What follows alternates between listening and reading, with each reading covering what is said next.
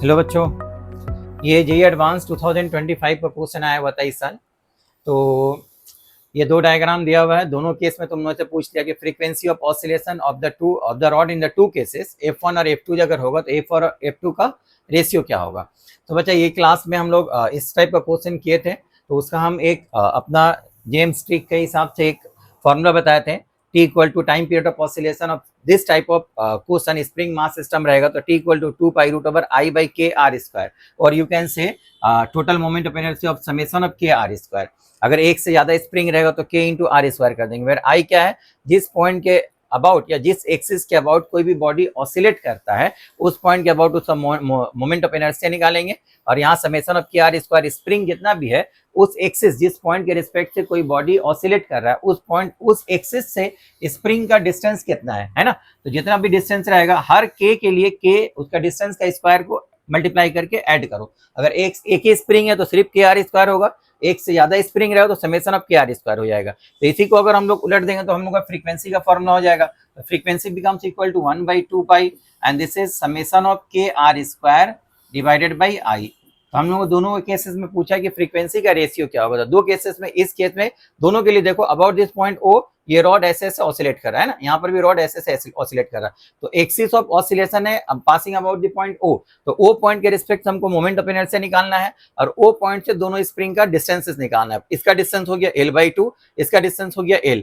In this case दोनों का distance L/2 होगा। ओके, तो फर्स्ट केस में अगर हम लोग फ्रीक्वेंसी निकालते हैं तो F1 का वैल्यू हो जाएगा according to this formula. Direct हम लोग लिख सकते हैं 1/2 pi root under summation of K r square. Because दोनों केसेस में देखो दो स्प्रिंग्स है, तो यहाँ पर हम लोग summation of K r square निकालेंगे। दोनों का स्प्रिंग कांस्टेंट सेम दिया हुआ K, और ये R का वैल्यू हो गया L/2। यहाँ पर K, ये R का वैल्यू यहाँ से लेके यहाँ तक कितना हो गया L।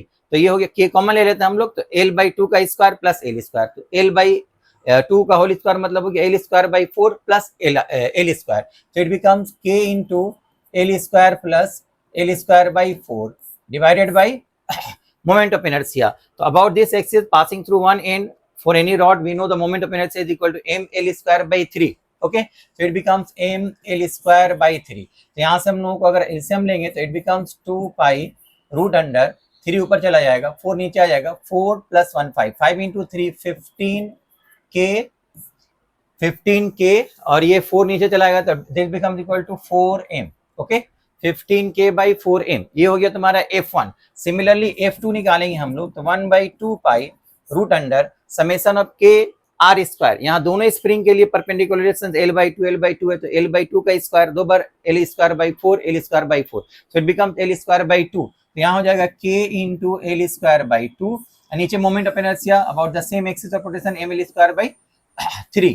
तो ये L स्क्वायर यहाँ से कैंसिल हो गया, तो it becomes 1/2 pi root under 3k by 2m। तो ये दो फ्रीक्वेंसीज दो केसेस में निकल गया, एक F1 और एक F2। तो हम लोग F1 बाई F2 डिवाइड कर देंगे अगर, तो यहाँ से हमारा रेशियो आ जाएगा कितना बताओ, दिस इज 15/4, यहाँ हो गया 3/2 रूट अंडर। तो 2 से ये कट करो, 3 से ये कट करो, तो आंसर हो गया तुम्हारा 5/2। तो correct answer is equal to 5/√5/2।